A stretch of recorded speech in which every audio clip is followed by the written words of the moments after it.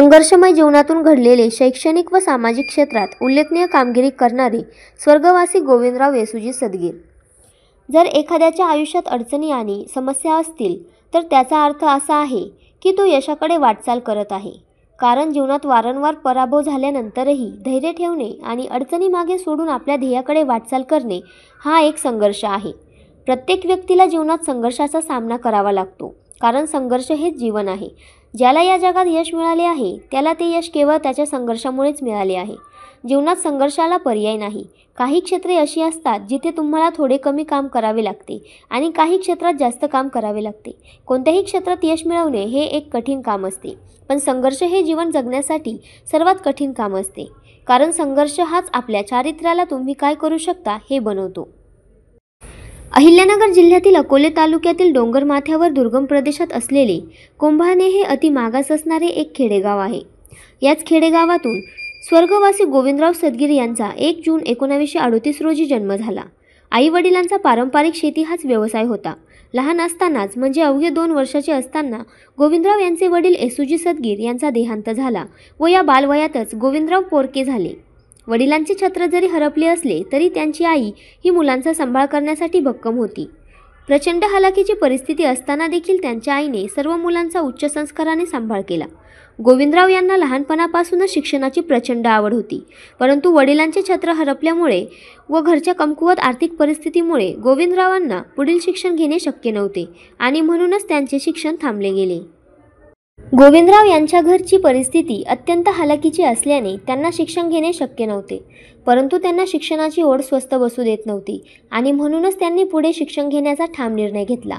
त्यासाठी मोलमजुरी करून इतरांच्या घरी सालाने राहून गोविंदराव यांनी आपले शिक्षण स्वतःच्या कमाईवर चालू ठेवले। प्रचंड मेहनतीने, कष्टाने ते प्रत्येक वर्गात पहिल्या क्रमांकाने पास होत गेले। त्यांचा सर्वात आवडता विषय म्हणजे गणित। गणित या विषयावरती त्यांचे प्रचंड प्रभुत्व होते। इयत्ता 10वी पर्यंतचे शिक्षण घेतल्यानंतर गोविंदराव यांनी मास्तरकीची नोकरी करण्याचे धाडस केले। गोविंदराव यांना कुस्तीची प्रचंड आवड असल्याने बालपणापासूनच ते वयाच्या 35 पर्यंत कुस्ती खेळत होते। लहानपणी पूर्ण न झालेला छंद त्यांनी मध्यम वयात आल्यानंतर केला। मास्तरकीची नोकरी मिळाल्यानंतर थोड्याफार प्रमाणात सदगीर कुटुंबात आनंदाचे आणि समाधानाचे वातावरण तयार झाले होते। मासिक 70 रुपये पगारावर गोविंदराव यांनी आपल्या नोकरीची सुरुवात केली। घरामध्ये 18 विश्व दारिद्र्य असताना देखील ते डगमगले नाही। त्यांची संपूर्ण शेती ही भाऊबंदकीत गहाण ठेवलेली होती।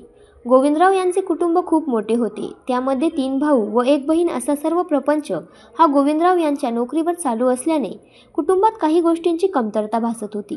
गोविंदराव यांचे लग्नाचे वय झाले होते, परंतु गरीब परिस्थिती असल्यामुळे कोणीही त्यांना मुलगी देण्यास तयार नव्हते।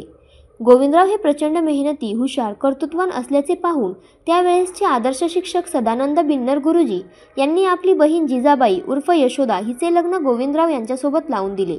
यशोदाबाई निरक्षर असल्या तरी प्रचंड कष्टाळू आणि जिद्दी होत्या। एकत्र कुटुंबाची घडी यशोदाबाई यांनी व्यवस्थित बसवली। गोविंदराव यांना कमी पगार असूनही योग्य नियोजनामुळे त्यांनी भाऊबंदांकडे गहाण ठेवलेल्या जमिनी सोडून घेतल्याच शिवाय काही नवीन जमिनी देखील खरेदी केल्या। गोविंदराव यांचा विवाह यशोदाबाई यांच्याशी झाल्यानंतर त्यांच्या संसार वेलीवरती 3 मुले व 2 मुली असे गोंडस फुले उमलली। 3ही मुलांना गोविंदराव व यशोदाबाई यांनी उच्च संस्कार व उच्च शिक्षण दिले। गोविंदराव यांचा मोठा मुलगा BE प्रोडक्शन इंजिनियर असून तो नामांकित व्यावसायिक देखील आहे, तर दुसरा राजेंद्र एक प्राथमिक शिक्षक असून राज्य पातळीवर शिक्षकांचे प्रश्न सोडवण्यासाठी तो नेहमीच उपलब्ध असतो। गोविंदराव यांचा तिसरा मुलगा भरत हा एक उपक्रमशील शिक्षक म्हणून नवलेवाडी या नामांकित शाळेत शिकत आहे। तसेच सुना कविता, अर्चना, सुनीता यांना गोविंदराव यांनी शेवटपर्यंत मुलीसारखी जपली, म्हणूनच त्यांची शेवटची सेवा ही 3ही सुनांच्या हातूनच घडली। गोविंदराव हे शेतकरी कष्टकरी कुटुंबातील स्वतःच्या मेहनतीच्या व हिमतीच्या जोरावर जगत असताना त्यांचे लक्ष क्षणिक मोहापायी कधी विचलित झाले नाही। समाजातील प्रश्न निपक्षपातीपणे सोडविण्यास गोविंदराव यांनी नेहमी प्राधान्य दिले। त्यांचे आचार, विचार, उच्चार हे उच्च कोटींचे होते। शाळांचे उत्तम निकाल लागल्यामुळे राज्यातील पहिला राज्य आदर्श पुरस्कार 1982 व 83 मध्ये गोविंदराव यांना मिळाला। गावच्या कासाई यात्रा उत्सव कमिटीची कार्यप्रणाली ही गोविंदराव यांच्या निगराणीखाली होत असे। स्वर्गवासी गोविंदराव येसुजी सदगीर यांनी आपल्या हयातीमध्ये सामाजिक, धार्मिक, राजकीय, शैक्षणिक क्षेत्रात उल्लेखनीय कामगिरी केली। आपल्या प्रेमळ स्वभावाने सर्वांना आपलेसे केले. त्यांचे कार्य हे दीर्घकाळातील स्मरणात राहणारे आहे.